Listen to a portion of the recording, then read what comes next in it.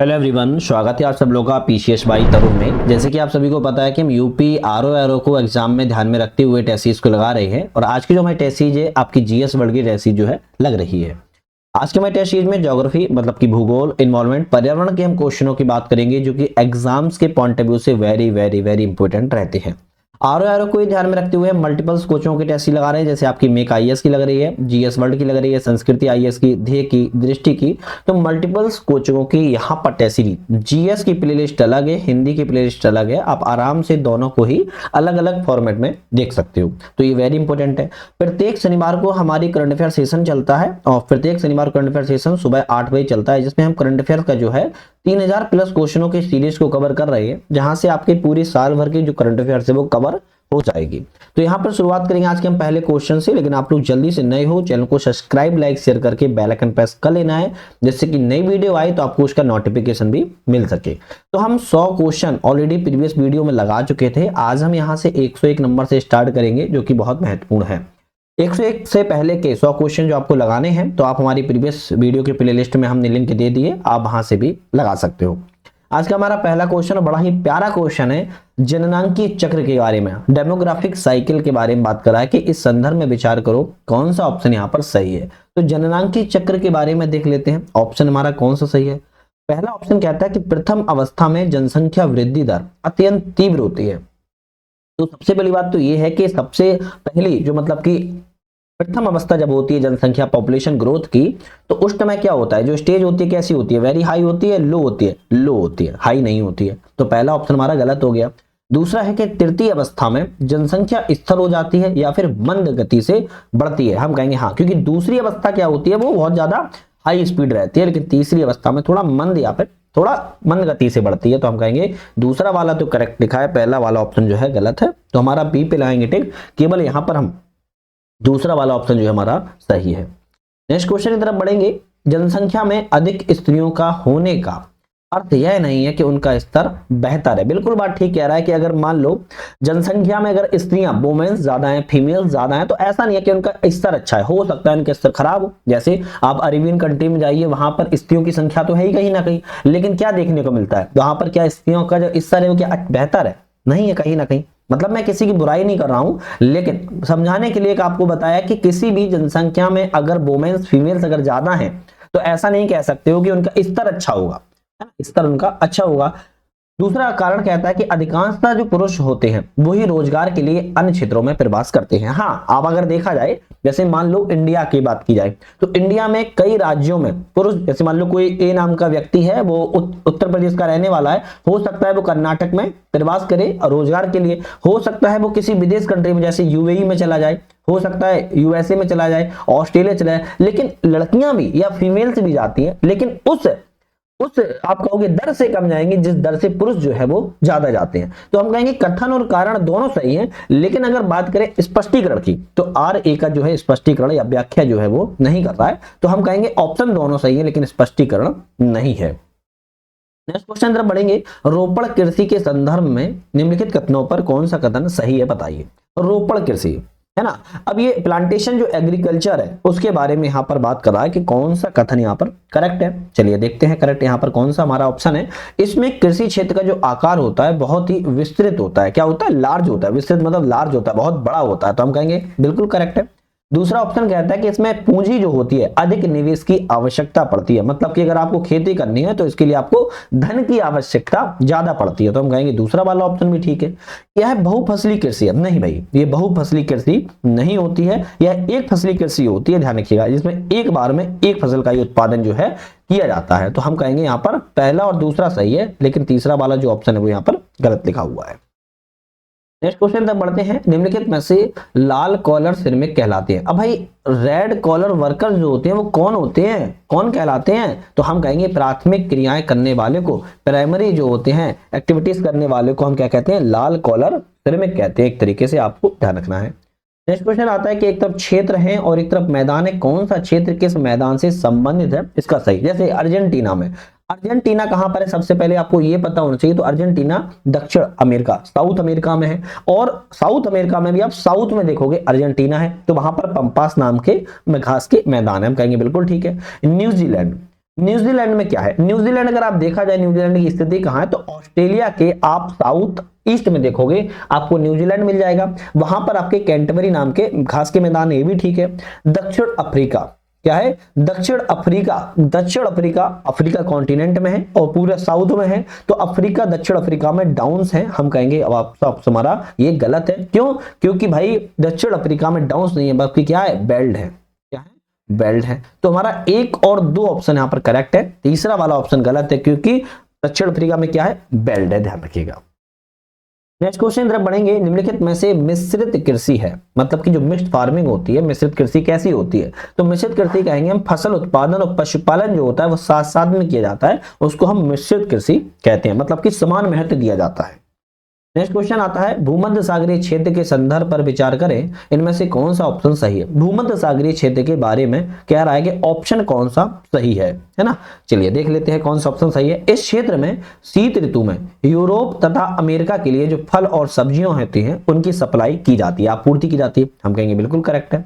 दूसरा कहता है कि यह क्षेत्र जो होता है वो खट्टे फलों के उत्पादन के लिए जाना जाता है, प्रसिद्ध, तो हम कहेंगे दूसरा ठीक है। तीसरा कहेंगे यहाँ पर अंजीर और जैतून जो है उत्पन्न होता है, हम कहेंगे तीसरा वाला भी ठीक है। हमारा डी वाला ऑप्शन रहेगा क्योंकि तीनों ही ऑप्शन भूमध्य सागरीय क्षेत्र के बारे में बिल्कुल करेक्ट है, ध्यान रखना है।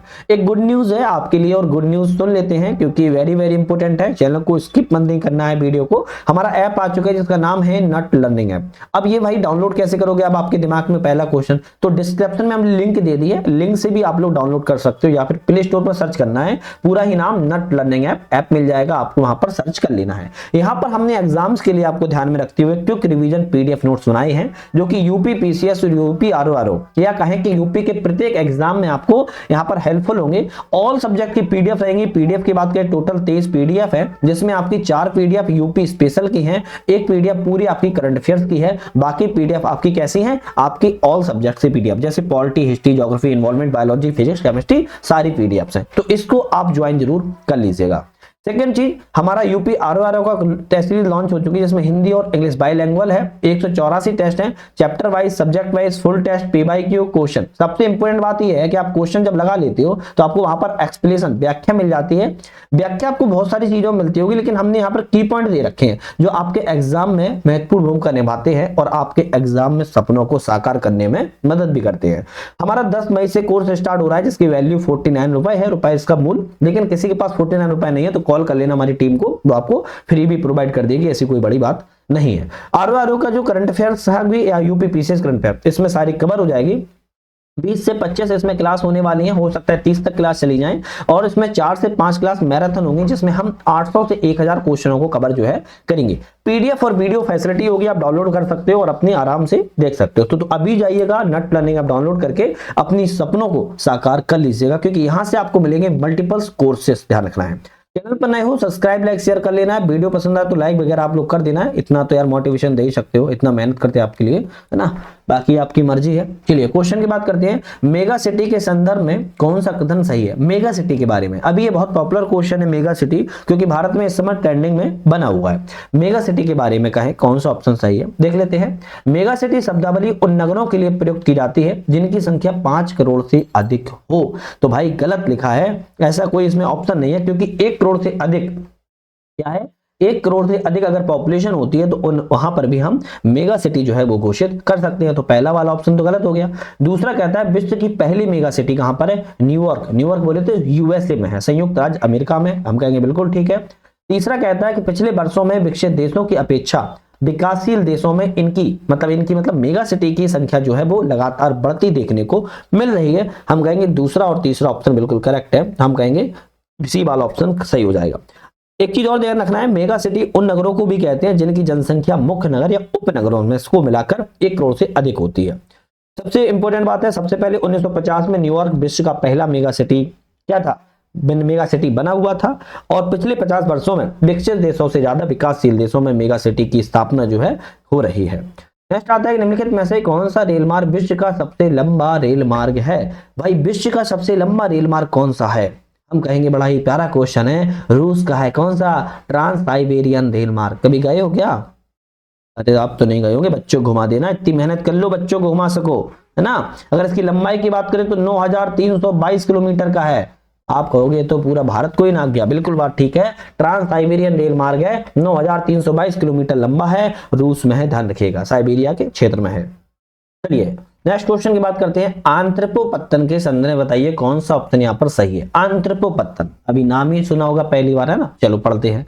ये एकत्रण केंद्र होते हैं जहां विभिन्न देशों से निर्यात की वस्तुएं जो हैं वो लाई जाती हैं। मतलब कि एक मान लो आंत्रपोपत्तन है और यहाँ से विभिन्न देशों से क्या लाई जाती है, निर्यात की वस्तुओं को लाया जाता है। हम कहेंगे बिल्कुल करेक्ट है। सिंगापुर एशिया के लिए आंत्रपोपत्तन है, हम कहेंगे हाँ बिल्कुल ठीक है। तो दोनों ऑप्शन सही है, तो हम कहेंगे सी वाला ऑप्शन जो है वो हमारा करेक्ट हो जाएगा। नेक्स्ट क्वेश्चन की बात करते हैं। बड़ा क्वेश्चन लिखा हुआ है, भारतवर्ष में ये वन बहुतायत पाए जाते हैं। ये वन उन क्षेत्रों में पाए जाते हैं जहां वार्षिक वर्षा 70 से 200 सेंटीमीटर तक होती है। वर्षा की उपलब्धता के आधार पर इन वनों को आर्द्र एवं शुष्क वन में विभाजित किया जाता है। ये वन प्रायद्वीप के कुछ भाग जैसे उत्तर प्रदेश एवं बिहार के मैदानी भागों में पाए जाते हैं। इन वनों में कुछ पेड़ों की बात करें, तेंदु, पलाश, अमलतलाश, बैल, खैर इत्यादि प्रमुख वृक्ष जो हैं वो पाए जाते हैं।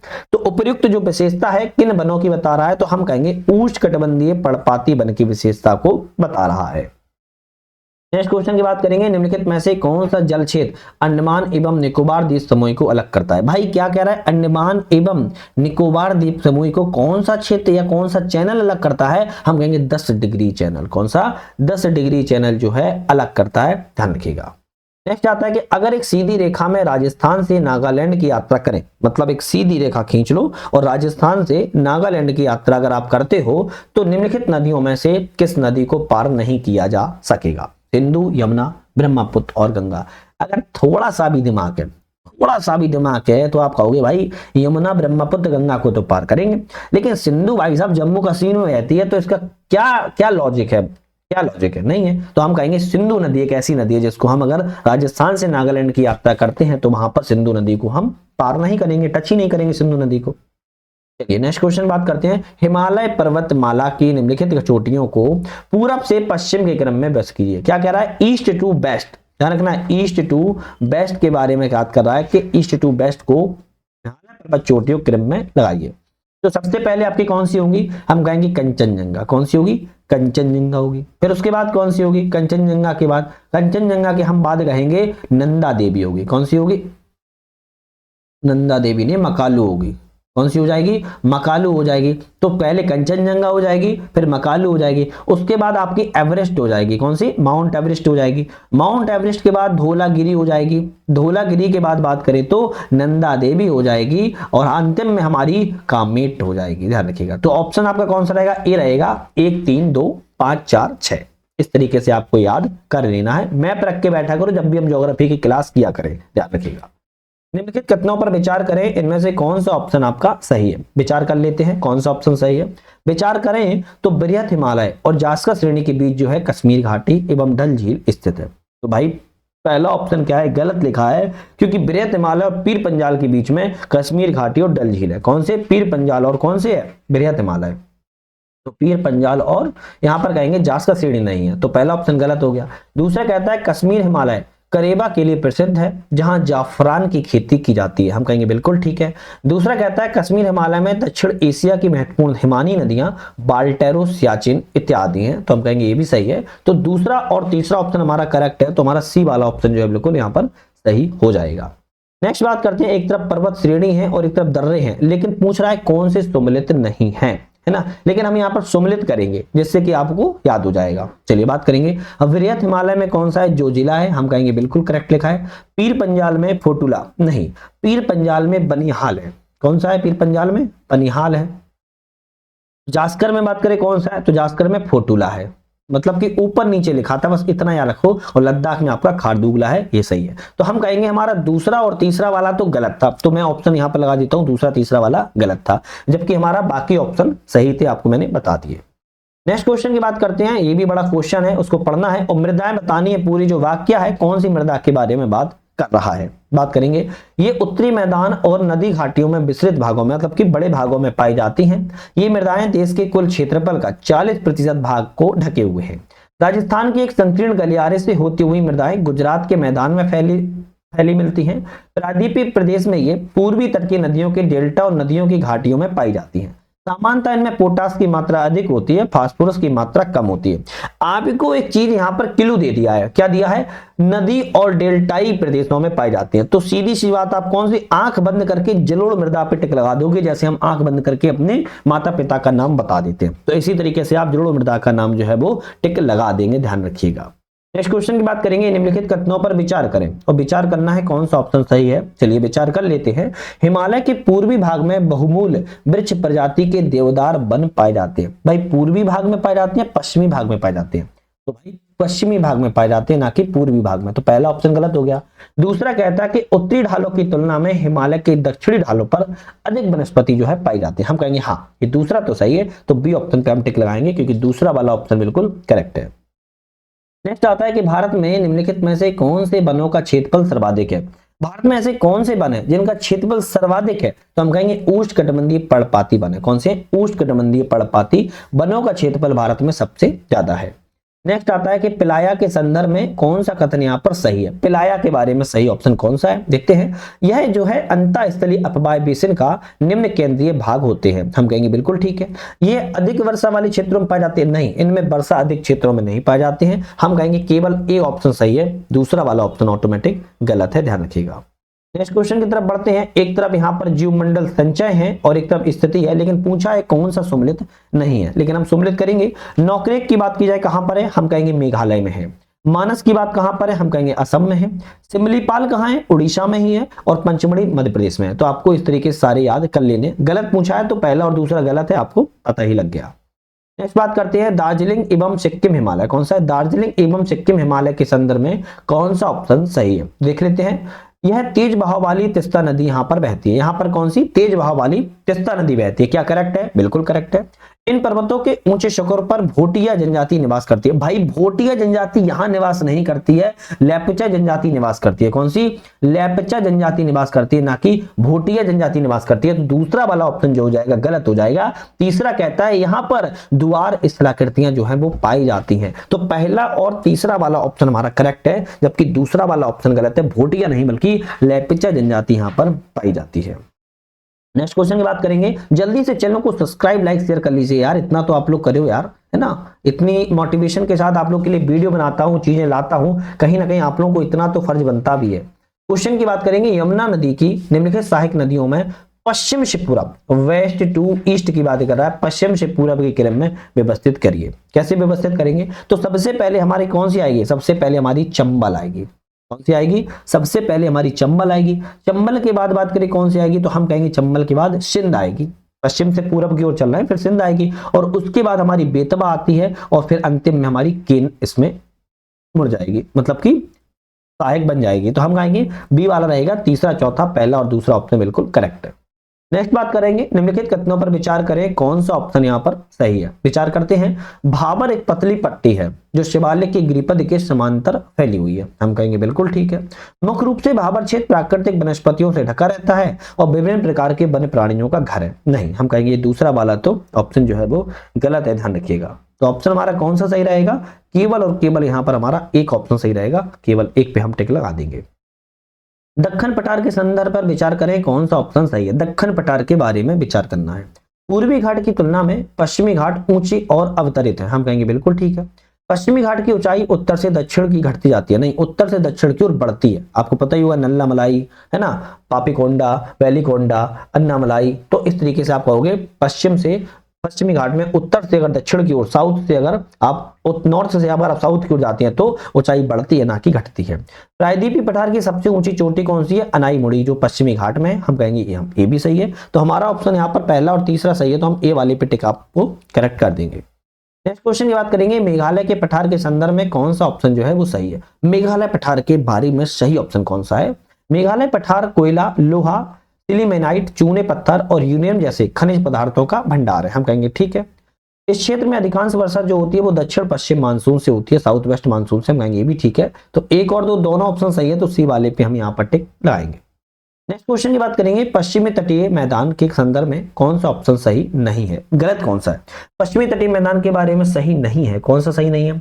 पश्चिम तटीय मैदान मध्य में चौड़े किंतु उत्तर एवं दक्षिण में संकीर्ण हो जाते हैं। क्या पहला ऑप्शन सही है? नहीं भैया, पहला ऑप्शन क्या है? पहला ऑप्शन हमारा गलत है।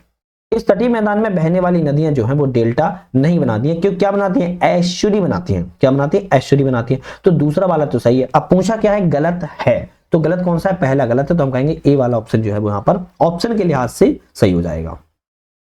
नेक्स्ट क्वेश्चन की बात करेंगे, निम्नलिखित में से कौन सा कथन यहाँ पर सत्य है, बताइए।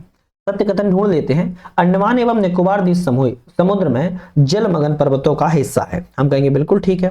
दूसरा कहता है अंडमान निकोबार द्वीप समूह में कुछ द्वीपों की जो उत्पत्ति है वो ज्वालामुखी से जुड़ी हुई है, जैसे नारकोंडम, जैसे पैरिन। तो हम कहेंगे दूसरा वाला भी ठीक है। भारत का एकमात्र जीवंत ज्वालामुखी बैरन आइलैंड जो है वो अंडमान द्वीप में ही स्थित है। हम कहेंगे तीसरा वाला भी करेक्ट है, जैसे कि मैंने अभी आपको बताया है। तो तीनों ऑप्शन सही है, तो हम डी वाले पे यहाँ पर करेक्ट कर देंगे। नेक्स्ट क्वेश्चन की बात करेंगे, निम्नलिखित में से ऐसी कौन सी नदियां हैं जो अपना जल बंगाल की खाड़ी में गिराती हैं? तो सिंधु, कृष्णा, तापी, महानदी, पेरियार, नर्मदा और माही, इनमें से कौन सी नदियां हैं? तो हम कहेंगे इनमें से आपका ऐसी कौन सी नदी है जो बंगाल की खाड़ी में अपना जल को विसर्जित करती हैं? तो इनमें से ऑप्शन रहेगा आपका एक तो कृष्णा और दूसरा रहेगा आपका कौन सा? महानदी। बाकी नदियां आपकी अरब सागर में गिरती हैं, जैसे सिंधु अरब सागर में गिरती है, तापी भी अरब सागर में गिरती है, पेरियार भी अरब सागर में, नर्मदा भी अरब सागर में और माही भी अरब सागर में। लेकिन कृष्णा और महानदी आपकी बे ऑफ बंगाल में गिरती हैं। बे ऑफ बंगाल की स्थिति की बात करें यहाँ पर है, अरब सागर आपका यहाँ पर है, तो यहाँ पर अरेबियन सी हो गया, यहाँ पर बंगाल की खाड़ी हो गया। तो आपको दूसरा और चौथा वाला ऑप्शन जो है ए ऑप्शन यहाँ पर करेक्ट रहेगा। आज का हमारा अंतिम क्वेश्चन की बात करेंगे, निम्नलिखित कथनों पर विचार करें, कौन सा ऑप्शन यहाँ पर सही है, विचार कर लेते हैं। राष्ट्रीय पार्क में वन कटाव, पशुचारण और खेती जैसी क्रियाएं जो होती हैं वो अनुमति नहीं होती है। हम कहेंगे जो नेशनल पार्क होते हैं वहां पर न तो वन काटे जा सकते हैं, न पशुचारण किया जाता है, न ही खेती की जाती है। बिल्कुल ठीक है। दूसरा कहता है कि संरक्षित वनों में जब तक निषेध ना हो सभी क्रियाओं की अनुमति होती है। हम कहेंगे हाँ ये तो ठीक है, तो ऑल एक्टिविटी यहाँ पर होती रहती है। तो हमारा ऑप्शन एक और दो दोनों करेक्ट है, तो हम कहेंगे यहाँ पर हमारा कौन सा हो जाएगा? सी वाला रहेगा। एक और दो दोनों ऑप्शन हमारे यहाँ पर सही। तो आज यहाँ पर हमने 130 क्वेश्चनों का अपना लगा लिया है। नेक्स्ट वीडियो में हम बात करेंगे जीएस वर्ल्ड के हिस्ट्री के क्वेश्चन, जो कि बहुत ही महत्वपूर्ण है, क्योंकि एग्जाम में हिस्ट्री और आर्ट एंड कल्चर के क्वेश्चन बहुत आते हैं। तो एग्जाम आपका नजदीक आ रहा है, ऐप पर आप लोग जाके ज्वाइन कर लो कोर्सेज को, जिससे आपकी एग्जाम में सही मिल सके आपको दिशा, और आपको जो कंटेंट है वो आपको ज्यादा ढूंढना ना पड़े और आपको प्रॉपर तरीके से मिल जाए, बेस्ट से बेस्ट। तो वीडियो पे बने रहने के लिए आप सभी को बहुत बहुत धन्यवाद।